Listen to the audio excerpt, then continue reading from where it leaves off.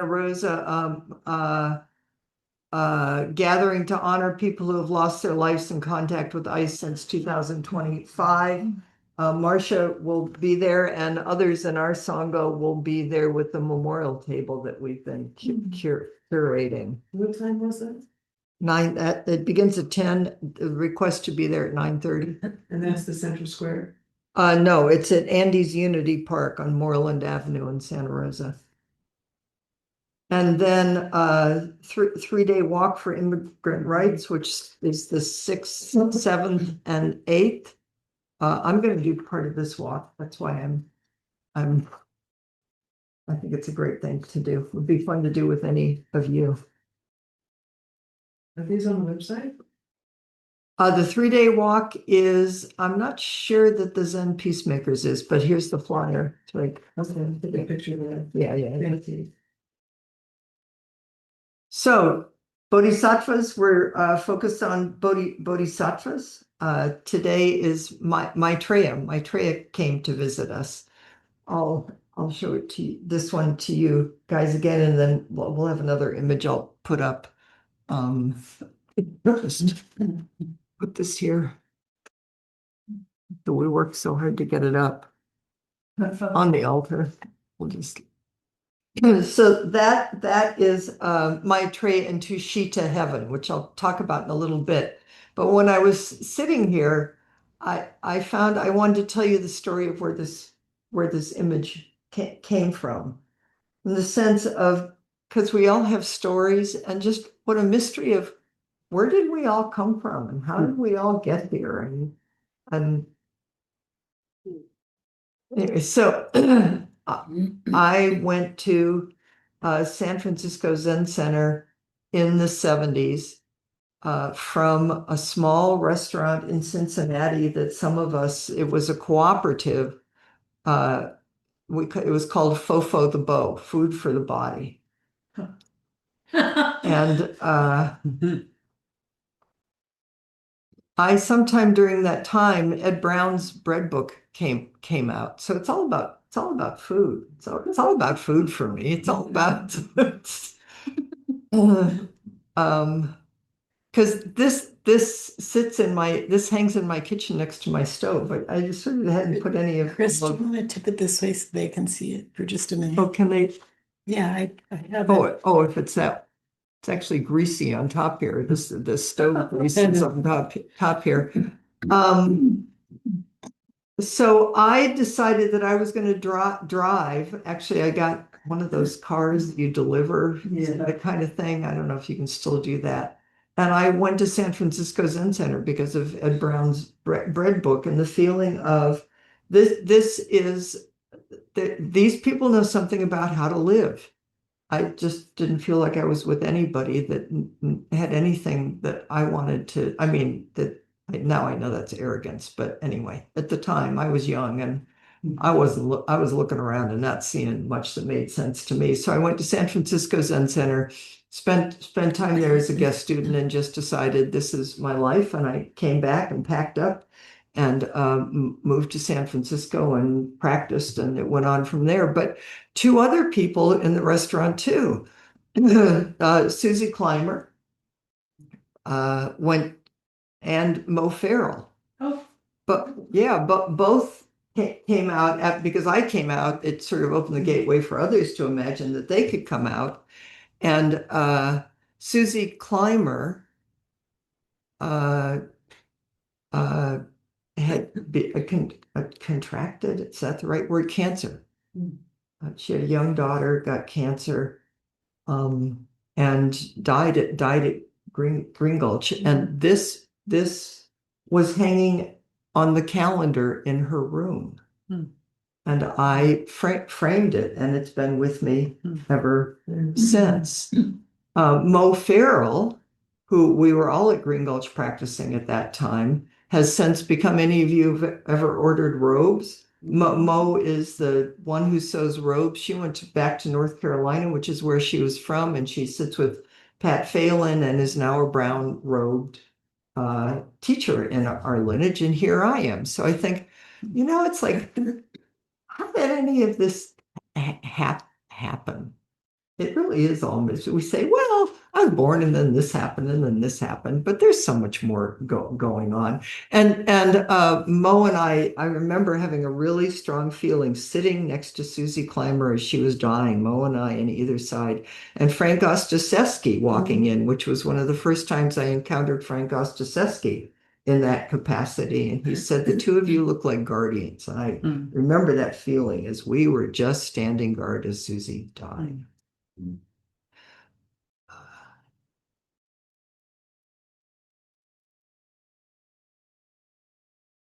So backing up a little bit or expanding the context is I wanted to say this morning something about Jiriki and Tariki. Jiriki and Tariki, which is self-power and other power. Because I said a little bit about this on Tuesday, but I'll say it again too. Jiriki is thinking you can and are doing something by your own power. I mean, we clearly need will, and we clearly, and the Zen people, I think, have to have tremendous will. Otherwise, how in the world would you get yourself to something like a sesshin or and stay on the cushion? But then there is something that happens that is so much bigger than any one of us. And the name in this tradition and in Buddhism is Tariki, other power or outside help, which Pure Land Buddhism really calls on when in the chanting of just calling out and chanting.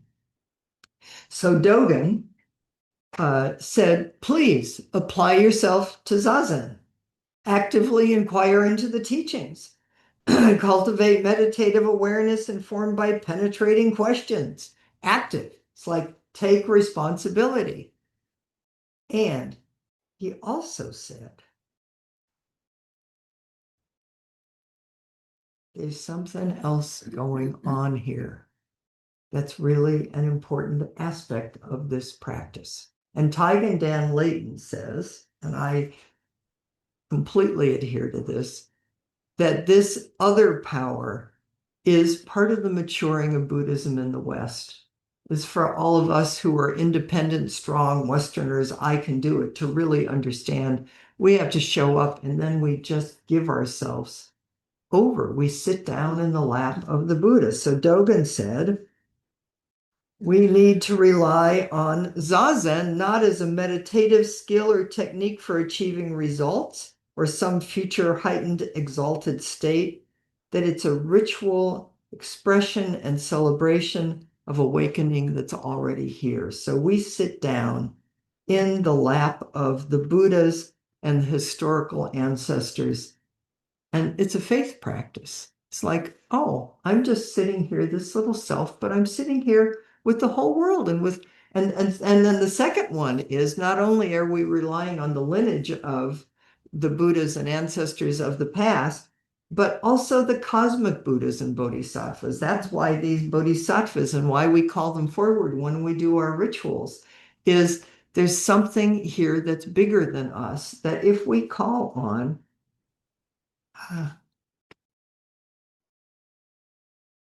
for their assistance and totally entrust ourselves to them. Dogen says, simply set aside your body and mind, forget about them, and throw them into the house of Buddha, and then all is done by Buddha. It's like, here I am. What do you think you're doing on your cushion? It's an interesting question. What does the self think they're doing? And then what is it that's happening that's more than the sum of the parts?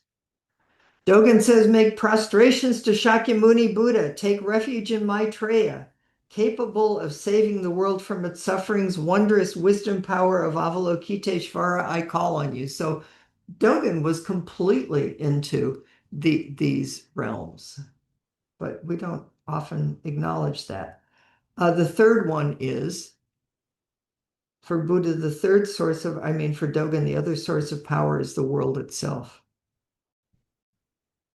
The teaching potential of grasses and trees, that everything, the whole world is coming forward and singing the Dharma and teaching the Dharma. And so when we walk outside or it's like the tree is singing to us. We're all doing this together, and we know it somehow. So there's something about the practice of devotion.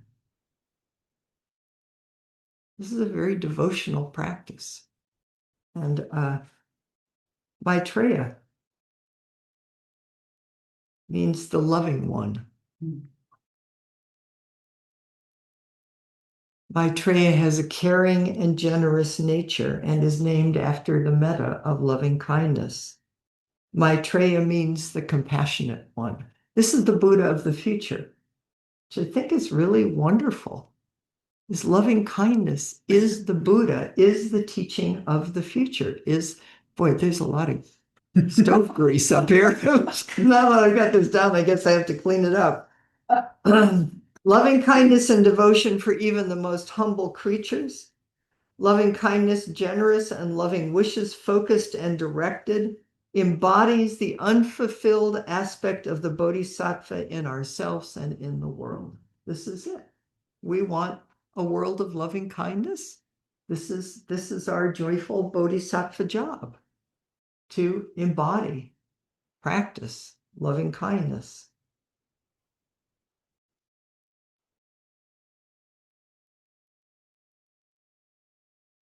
Maitreya is coming through us, and our hearts are breaking and becoming vaster and truer. We let Maitreya act through us. And then it becomes a soothing, moonlight, soft reality whose love has the power to harmonize. That's what Maitreya is here to teach us. History of Maitreya. Shakyamuni, these are all stories, legends, but I think they're kind of fun. Maybe you do too. Shakyamuni predicted that his disciple Maitreya would be the next incarnated Buddha in the distant future. So Maitreya is now in Tushita heaven. Now, maybe you don't know what Tushita heaven is. I never knew. I still don't know what Tushita heaven is, but I'll tell you another story. As I went to Bodh Gaya, person I did a Buddhist pilgrimage, and we were in Bodh Gaya, and we would go we'd just go and we'd sit and we'd practice, and it was really wonderful. And when we went one evening, they were lighting up the whole compound. Bodh Gaya is a huge compound with the Bodhi temple in the center, and there were candles placed all around. And it was, I remember it as mostly nuns, and I remember it as mostly Korean nuns who were somehow dressed in pink, and they were lighting up all the candles. They were, the whole compound was starting to glow like moonlight. And one of the nuns walked over to me and said, "Isn't it beautiful, sister?" That in itself, that she saw me and acknowledged me as just, she welcomed me in. And then she gave me whatever, it must have been matches to help and join everybody in lighting up the compound because it was a celebration of the day when Buddha, when Maitreya ascended to Tushita heaven. So that's what I know about Tushita heaven, which is a felt sense of actually welcoming and love, which is what it felt like. So Maitreya is now sitting in Tushita heaven, contemplating how to save suffering beings. Maitreya was the first bodhisattva to be venerated and recounted in a Buddhist sutra. Maitreya is important in both Theravadan and Mahayana history. In the early sutras, a few centuries after Shakyamuni Buddha's death, Maitreya was developed to represent the future golden age of enlightenment. So I suppose in a certain way, it's like when Shakyamuni Buddha was alive, everybody was on board for it. And then probably things started to fade a little bit. So you have to come up with stories to keep encouraging people. And this is one of the stories is Maitreya, the age of loving kindness is here. Maitreya is up there watching all of us. And it's our job to bring it into manifestations. Maitreya is among the earliest Buddhist images and was already popular by the 2nd century CE. There were huge statues of Maitreya along the trade routes, often on borders in Central Asia and Northwest China. Maybe we need to build some more Maitreyas and put them up around the world. The two, maybe you remember 2001, the two huge statues in Afghanistan that were blown up. That was Maitreya. Those were statues of Maitreya, which is again a kind of powerful image too. The iconography is, let's show that this one is the most famous Maitreya. It's in Kyoto. I think you all can see it on the screen. I hope.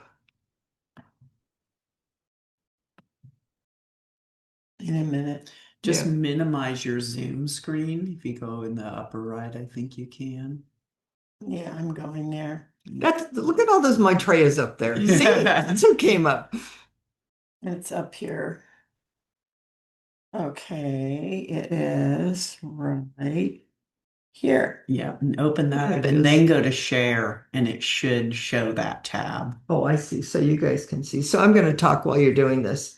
So Maitreya sits on a throne in Tushita heaven, contemplating suffering beings with one or legs both down. So on the earth, grounded on the earth, seated in a chair. See, look at that. We were just talking about how in the beginning There. at everyday Zen, everybody was sitting on cushions, and now so many people are sitting in chairs like here. So maybe that's how we're ushering in the new ages in our chairs. Who knows?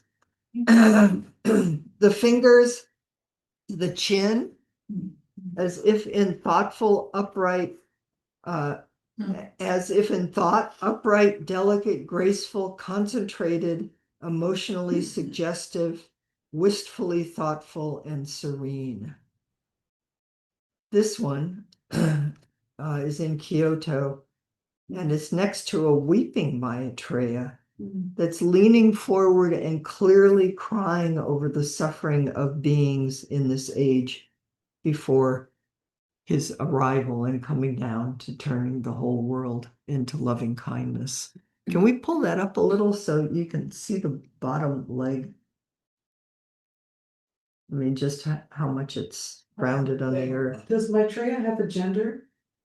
Maitreya, they say with all of these, they usually say he, but Avalokiteshvara and Kuan Yin have more been, now you can hear the gender fluidity of, in general, they say he, but I don't buy it. No, just call him whatever you want to call him.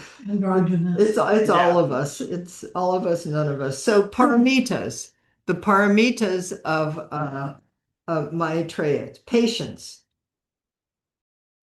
says he, sits waiting for the world conditions to ripen or for his own realization to mature. The future is prophesized. You're a Buddha. Your future is prophesized. You are a Buddha waking up to be a Buddha. And so there is nothing to do but wait and to practice loving kindness, to find peace and balance in the unresolved and the unsatisfactory.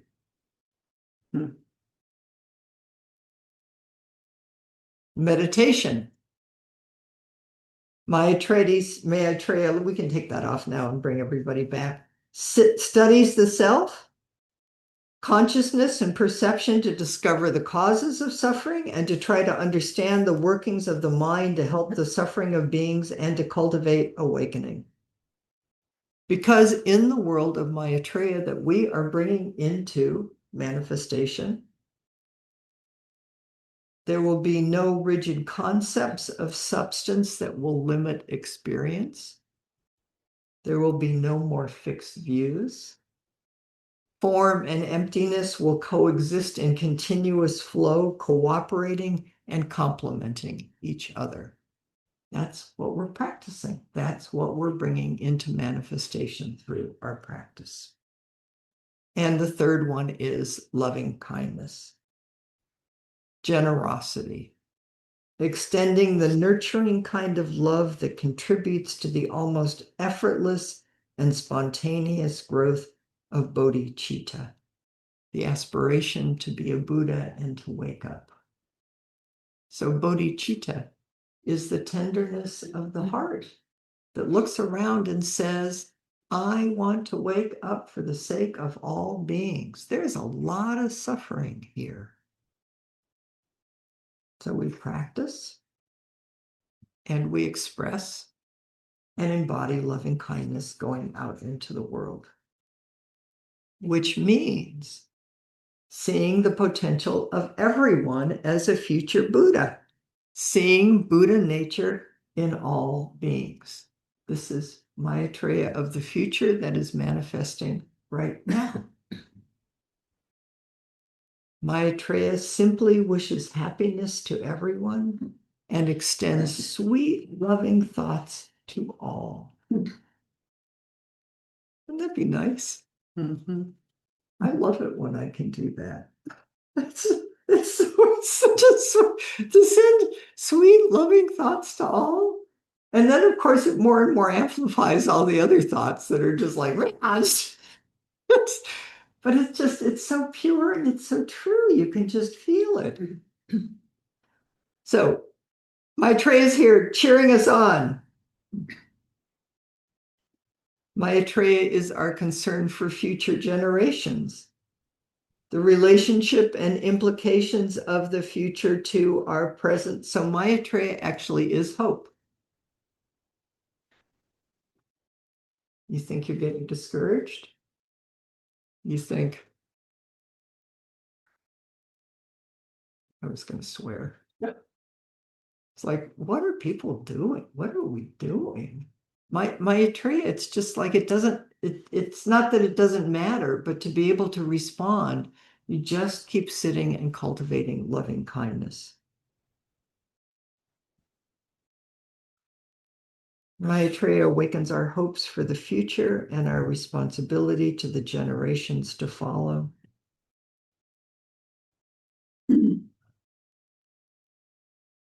Our work as Maitreya is to embody ordinary life with timeless, boundless love, the way of seeing and feeling and giving birth to Maitreya moment after moment, who is already here, but to bring it forward is our job.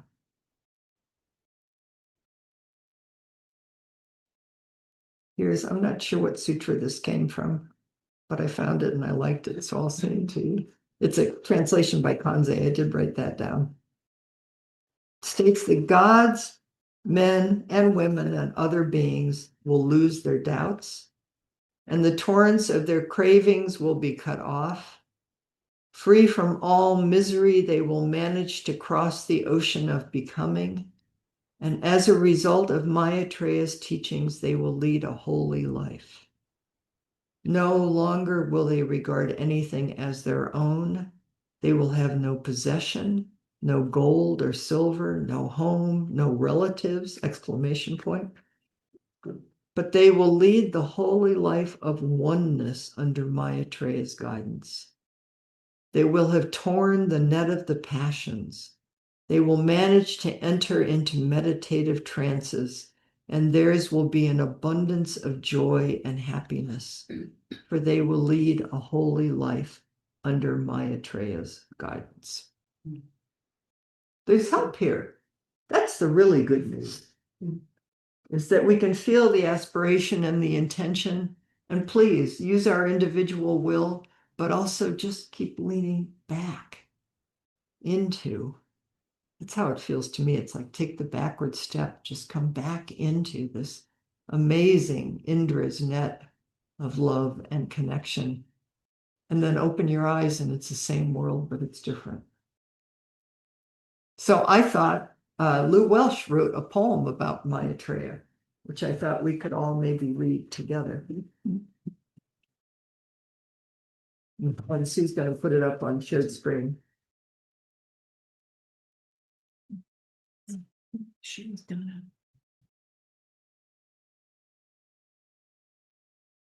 It's coming. Maybe. Maybe, Maybe, maybe. Where is the share button? In the lower right, where you see the little arrows. The little Keep going right, other right. my other right. Yeah, go into Chris. Go on top of her picture. The zoom window. Yeah. And then see the arrows on the right side? Oh, Bottom there. right? Yeah, Oh, click okay. on that. Then we And go then share. we will Yeah, share. and then it'll pop up. And then on the left, that bottom. Nope. Go left, left, left. Yeah, highlight the. See the document underneath the screen? Why don't you go and show? Well, she shows me all the time, but You're close, but you gotta be. There you go.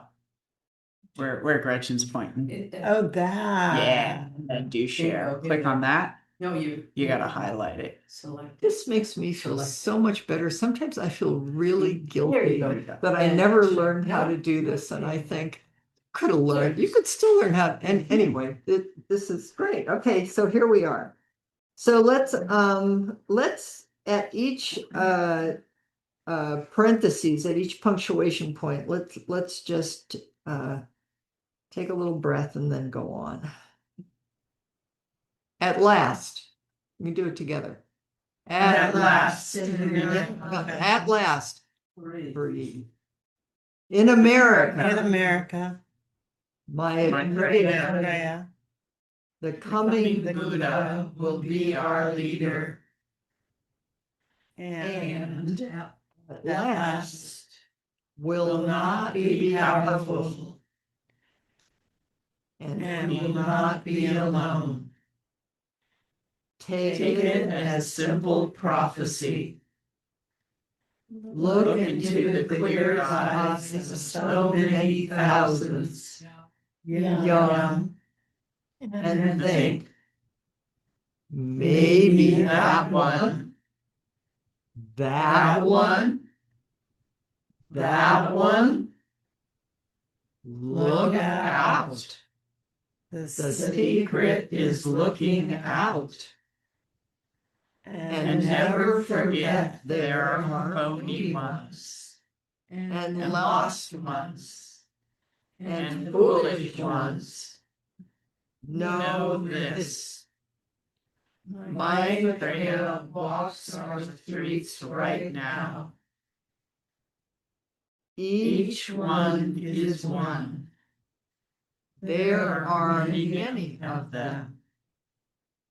Look out for him, for her, for them, for these will break. America as Christ cracked Rome. And just tonight, another one got born.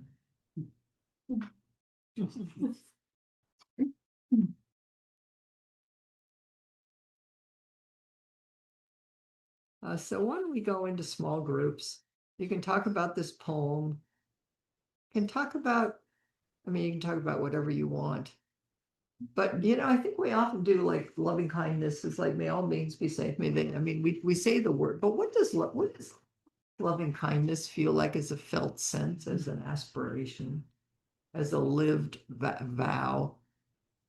What is it that Maitreya is asking us to help usher into this world through our thoughts, body, speech, and mind, including looking out? How are we to perceive? Is it that one? Is it that one? What's Lou Welsh asking us to do here? Okay, so you got maybe 15 minutes. So groups of 3, loving kindness, the poem. What's this have to do with our lives right here, right now? How do you know Maitreya is here with you? Or not?